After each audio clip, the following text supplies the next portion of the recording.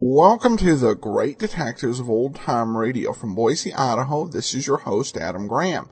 If you have a comment, email it to me, box13@greatdetectives.net. Give me a call, 208-991-4783, and follow us on Twitter at Radio Detectives. Well, today's program is brought to you by the support of our listeners. Thank you so much for all of your support. And now it is time for today's episode of yours truly, Johnny Dollar. This one is called The Milk and Honey Matter. For your listening enjoyment, John Lund as Johnny Dollar. Mitchell, Johnny. What do you know about the land of milk and honey? Oh, it's 4:30 in the morning. The sun's been up for 3 hours in Beirut, Lebanon. And it's shining brightly on a happy man by the name of Brett Cunningham on a shipwrecked yacht. Insured by you? Uh-huh. How much is Cunningham happy about? $90,000. I don't blame him. Good night, Mitch. The yacht went down in calm weather on a smooth sea, Johnny. Johnny? Well, I've always wondered what milk and honey taste like.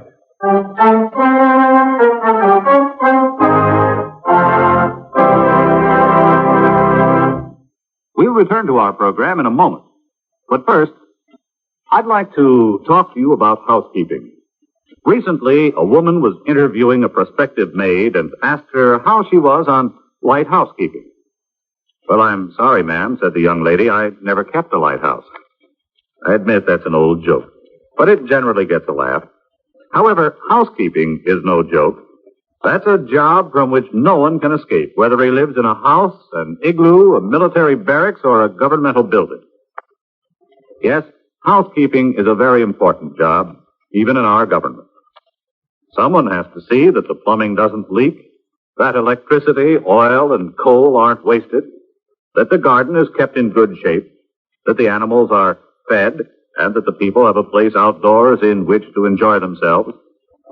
Actually, all these governmental household tasks are the work of the Department of the Interior, which at one time was called the Home Department. The biggest job of the department is conservation, the protection of the things that make our country a good place in which to live. The land, water, oil, coal, forests, minerals, fish, and wildlife. These are our natural resources. If it weren't for the conservation work of the Interior Department, before too long, all the farm and grazing lands would be washed or blown away, and all the wildlife would disappear from our fields and forests. Another important job of the department is the development of new natural resources and the caring for our national parks where people are free to go sightseeing or set up camp. And during wartime, the Secretary of the Interior has a special job, namely, making sure that sufficient oil and other fuels are available to our armed forces and defense industries. Yes, our governmental housekeeper, the Department of the Interior, has a most important and vital job in maintaining the comfort and welfare of every citizen of the United States.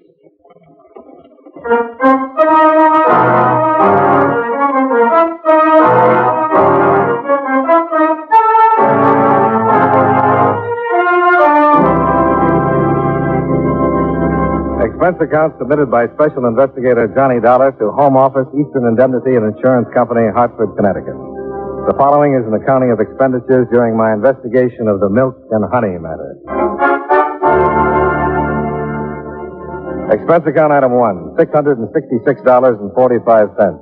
Airfare and incidentals between Hartford and Beirut, Lebanon. Quite a fabulous land, this one of Lebanon, where ancient mosques and biblical ruins stand hand in hand with the most ultra of modern hotels. And quite a fabulous character, this Brett Cunningham. I located him exactly 35 minutes after checking in at the St. George Hotel. He was just where everyone I questioned said he'd be. At the Suaita, a swank gambling casino just outside of town on the Beirut-Damascus highway. He was standing at one of the wheels, all 6'4" of him, face flushed and grinning, surrounded by stacks of chips and a young, svelte brunette who clung to him with one hand and a champagne cocktail with the other. Faites vos jeux, mesdames et messieurs. Faites vos jeux, s'il vous plaît. What do you say we try 13 again, honey? That would be real George, Fred. Real George. Okay, baby, 13 it is. Are you Brett Cunningham? Uh-huh. Okay, Charlie, let her spin. My name is Johnny Dollar. I'd like to talk to you for a minute, Cunningham. Some other time. It's pretty important. Don't spin her so hard the next time, Charlie. It takes too long to get action for my money. You are American, no, mister? That's right. Nadia thinks you are real George, Mr. American. Well, thanks a lot. It's about that yacht of yours, Cunningham. Insurance? Yeah. I figured. Très noir et à faire. Hey, how about that? Stack them up for me, Charlie. We miss you. It's going to be a big night, baby. A big night. Oh, oui, Brett, real George. Faites vos jeux, About that yacht. You got my check with you, Dollar? That comes later. What comes now? Some routine questions. Such as? How come your yacht went down in a smooth sea in calm weather? Oh, worried about a fraudulent claim? Are you? Hey, put these on double O, Charlie. Rien ne va plus, mesdames et messieurs. Well, Mr. Cunningham? Oh, yeah. Well, she hit a derelict, dove in the bow, went down in less than 3 minutes. Just like that. Why not? I don't know. Then maybe you'd like to find out, huh? Well, no harm trying. Oh, sure. You do that, Dollar. You'll find me right here when you're ready to pay off.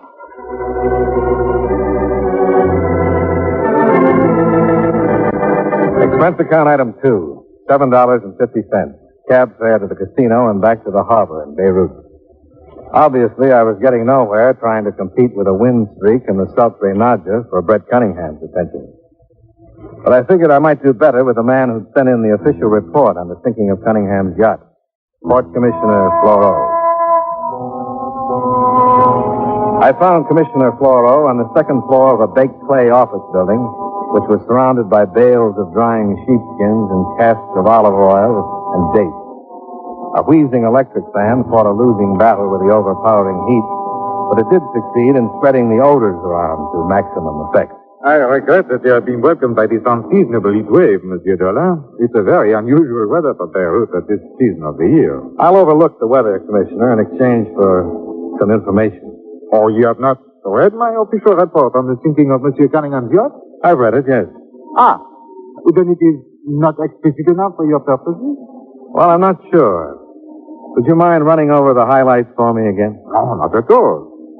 At approximately 10:23, the evening of the 28th of November, Monsieur Cunningham's yacht, the Happy Time, struck a submerged derelict some 200 meters off the coast of Lebanon. It went down within 3 minutes' time. There's no question about that being the cause of the sinking? We have a sworn affidavit to that effect, signed by Monsieur Cunningham and one sailor out of the crew of 8 who survived the sinking living. No other witnesses? None. Anything else to back up their statement? A Lebanese gunboat proceeded to the scene the next day. It found considerable floating debris, such as deck chairs, life preservers, and a large pool of oil. Also, it located the derelict, which was reportedly responsible for the accident, and destroyed it with gunfire. No sign of the yacht itself? Sounding equipment located it resting on the bottom in some 70 fathoms of water. Where was Cunningham going when he hit that derelict? He was en route from Istanbul, Turkey to Beirut. Pleasure trip? Oui. What about Cunningham himself? He has visited Beirut several times during the past year. Apparently wealthy, his source of income is unknown to us. He devotes much of his time to gambling while here. Any business associates? Friends? Only the croupiers. And that girl, Nadja? There are many like her here in Beirut. With Monsieur Cunningham, it is a different one each visit. Well, thanks for your trouble, Commissioner. Pas de quoi, Monsieur Dollar. However, I have the feeling you are not entirely satisfied with the results of this interview. It was a clear moonlit night, Commissioner. A calm sea. There must have been lifeboats aboard. That is correct. I was just wondering why only 2 survivors out of a crew of 8. You find it a disturbing factor, monsieur? Don't you? Yeah, my duty ends with the factual reporting of what has occurred, Monsieur Dollar. So does mine. Before I left him, Commissioner Floro gave me the name and the address of the sailor who survived the sinking. I found him deep in the native quarter, behind the bazaars, on a narrow, twisting street black with shadows that was called El Ekbad.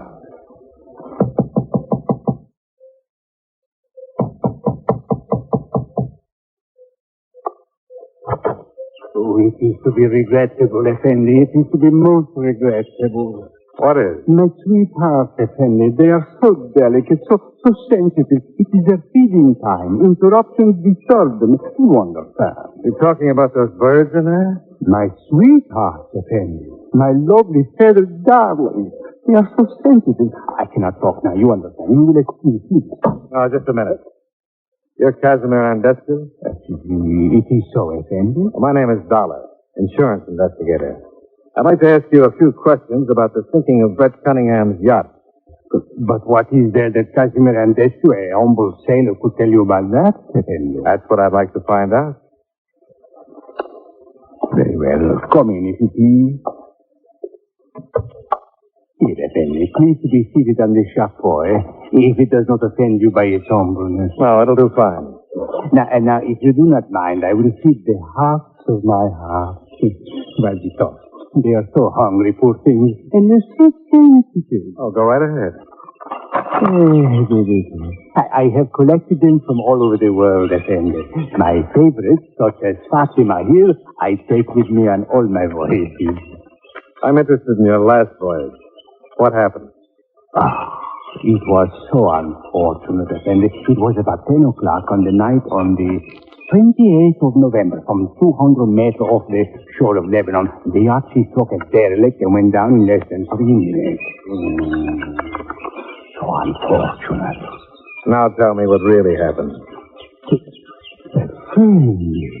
I sworn to this information before the commissioner of the port. I read the report. I don't have to believe it. Dear Krishna, beloved of all beloveds, for you, my sweetest one. Well, Mr. Andescu? Effendi, I am but a poor man. How much? You understand, it is not for myself that I ask, Effendi. It is for these poor ones here. How much? Andescu is a reasonable man. He will ask only for the 10% of the claim. $9,000. Oh, I couldn't ask anyone to be that reasonable. 6,000, perhaps? 500. Effendi, my ancestors would shun me in paradise. Well, that'd show pretty good taste. 500.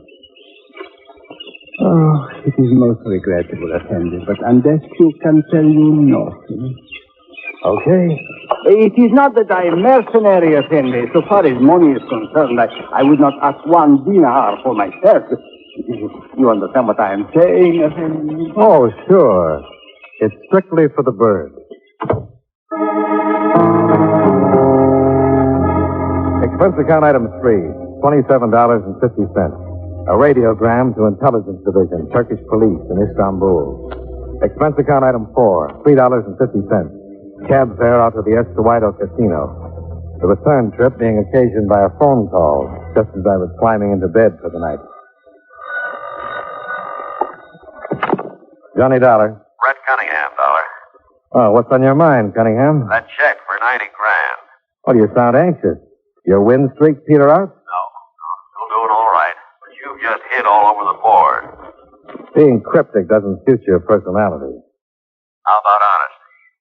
I'll be happy to read any character references in the morning. Would you rather read my signature on a quit claim to that insurance tonight? You don't sound as though you've been drinking. I haven't. Well, why the sudden change of attitude? Are you interested in analyzing me or in that quit claim? Where are you? At the casino. I'll be right there.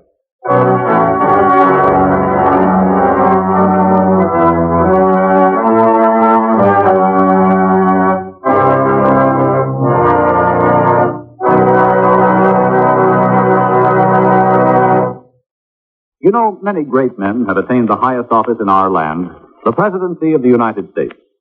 Can you guess the name of this man? The son of a Baptist minister, he entered Union College at Schenectady, New York, at the age of 15. He was the fourth vice president to become president through the death of the chief executive. One of his first acts as president was the signing of the Civil Service Act. The territory of Alaska was organized during his administration, and standard time was adopted throughout the country. If you don't know his name by now, here are two more clues. While he was president, the American Federation of Labor was organized, and the Brooklyn Bridge was completed. Who was he? Chester Allen Arthur, 21st President of the United States. His life is part of your American heritage.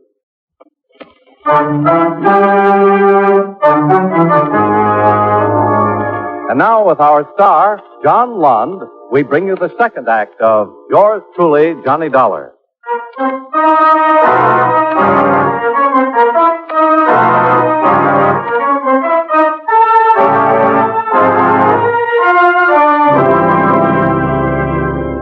I was stopped at the edge of the casino parking area by an efficient-looking Lebanese police sergeant. Over his shoulder, I could see portable floodlights, a rope-back crowd, a twisted heap of metal that was once an automobile, and the slim, dapper figure of Port Commissioner Floro. I managed to catch Floro's eye, and he waved me inside the rope and past the guard. May I ask why you have returned here to the casino at this hour, Monsieur Dollar? Well, I'm not a gambling man, Commissioner. You got to see Monsieur Cunningham, then. That's a reasonable guess. You have arrived too late, Monsieur. Is that Cunningham's car? Oui. Explosive wire to the starter. As you can see, his death must have been practically instantaneous. Yeah. Efficient, if not neat. Hey, why did you wish to see Monsieur Cunningham at this hour? He called me. He said he was ready to sign a release on his insurance claim. Oh, and why should he do that? I don't know. And this won't help to clarify it any.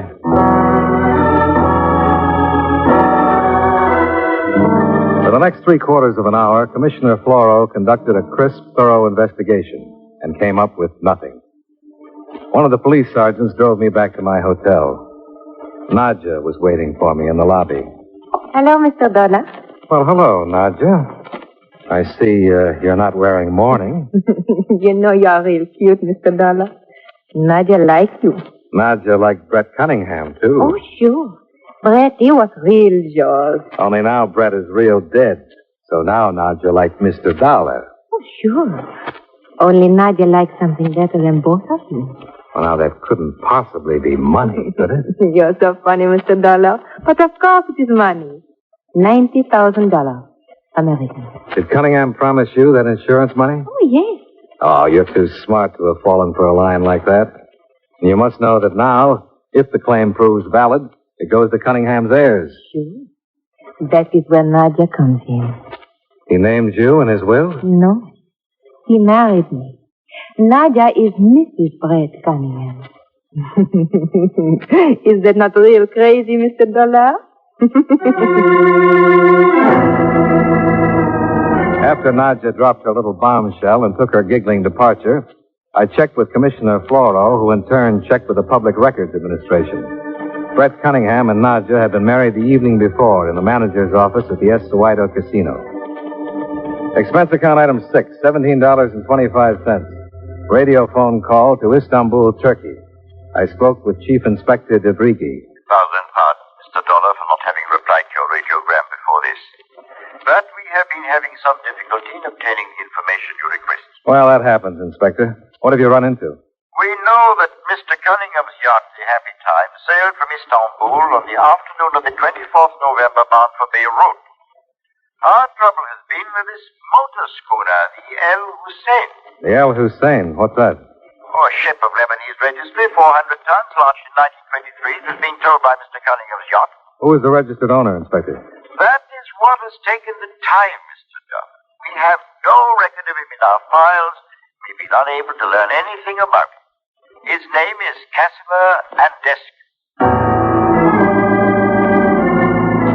A quick run over to the native quarter verified what I was already pretty sure of. Andescu had flown with his birds of a feather. Expense account item 6. $55 for the rental of a motor launch. Equipped with skipper, hand winch, 100 fathoms of good steel chain, and a number of grappling hooks. We sailed out of Beirut Harbor and headed northward up the coast of Lebanon.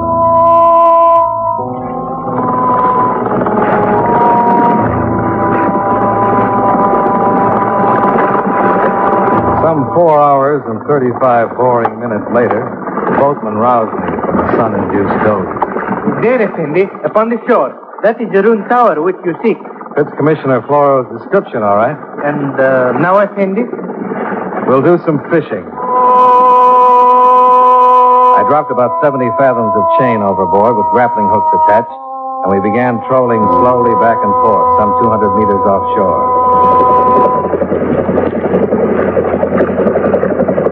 Approximately 2 hours before sundown, we got our first bite. We have hooked something, Effendi. Well, it's about time. Let's see what it is.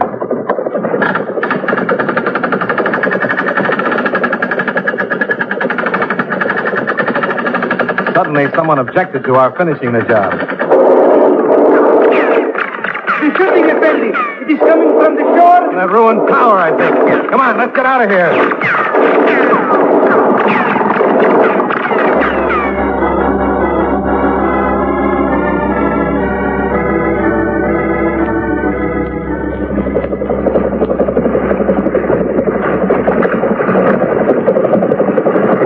Monsieur Dollar! Is that you, Monsieur Dollar? Yeah, it's me, Commissioner.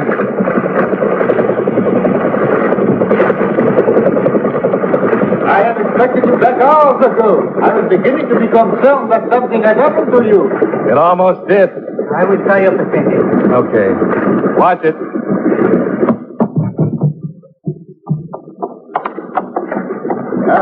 Did you have any success on your search, Monsieur Dollar? Well, that's a matter of definition. I've acquired a bad case of sunburn, a healthy respect for Tommy guns. Pardon? And this. That? What is it, monsieur? Well, it looks like part of the transom of a lifeboat. Care to look at the name on it? I couldn't make happy times out of it either. El Hussein. Bien, what do you think now, Monsieur Dollar? I think I'd better get some sunburn lotion.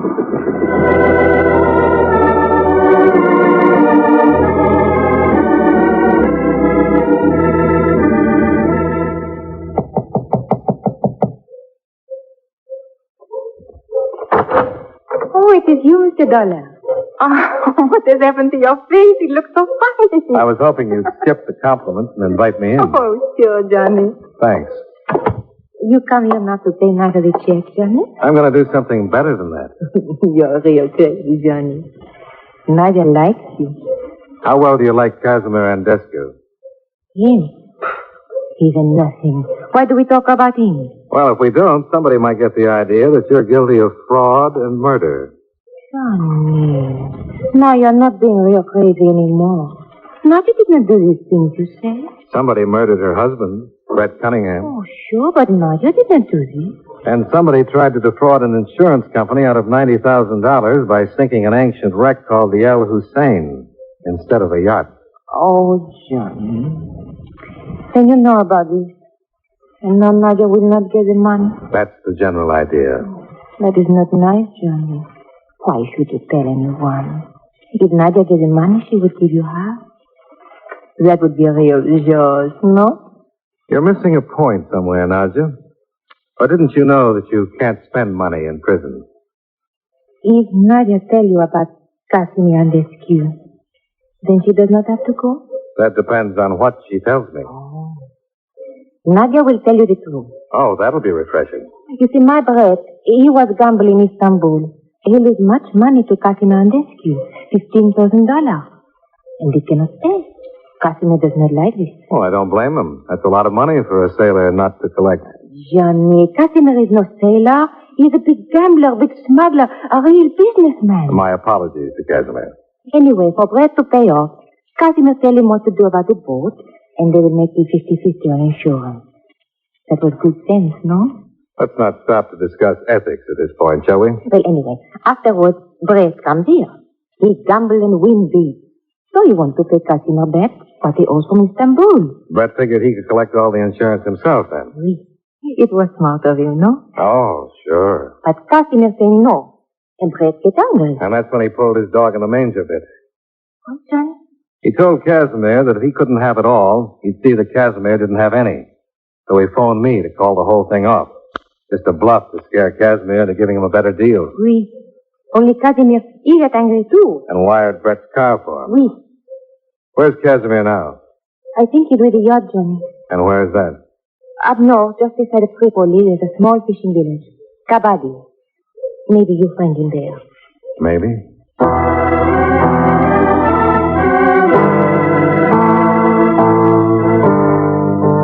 It's some 80 kilometers up the coast road from Beirut to Kabadi. Commissioner Floro's car made it in slightly less than an hour. It took some 40 minutes longer to make a few discreet inquiries and to locate the yacht in a well-concealed inlet.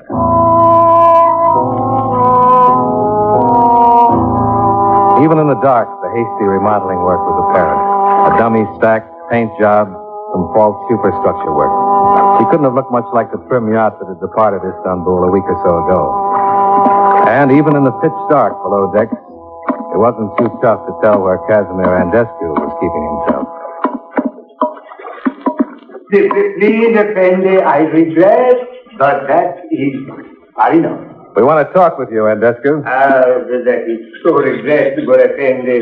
But it is night and sleep time for my sweetheart. They are so sensitive. To have their slumber disturbed would upset them for days. You weren't that considerate about Brett Cunningham. That one. A man of immoral stature, Effendi, without honesty or scruples. To such a one, the fate which befell him was not just. You pulled a few fast shuffles in your time, too. Effendi, you are attempting to approach with me? I should dislike very much to disturb my beloved with the sound of the firearms. You have no idea how objectionable the noise is to Fatima and the others. You weren't so particular about the noise you made with that Tommy gun. Ah, yes. A regrettable incident. Unfortunately, the heat refraction upon the water disturbed my aim. Obviously, your fishing expedition was successful. Successful enough to provide ground for your arrest on charges of fraud and murder, Monsieur Andescu. Yeah.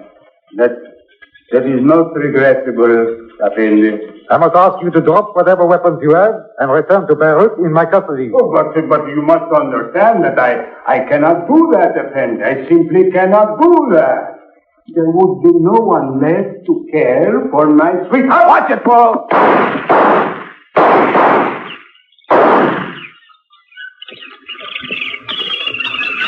Floro?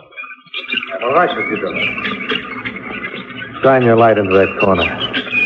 See? Andescu should not have attempted to battle his way out, Dollar. It was the wrong thing for him to do. He was right about one thing, though. Oh? Those birds did object to the noise.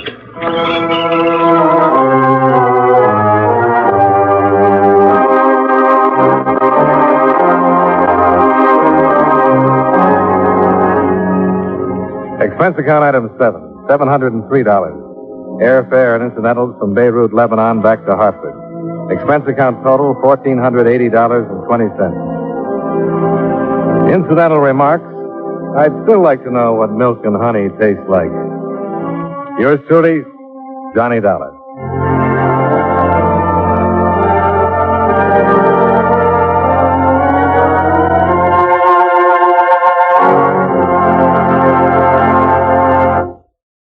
Welcome back.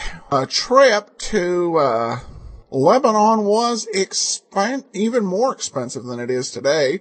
About $6,000 each way, which is incredible.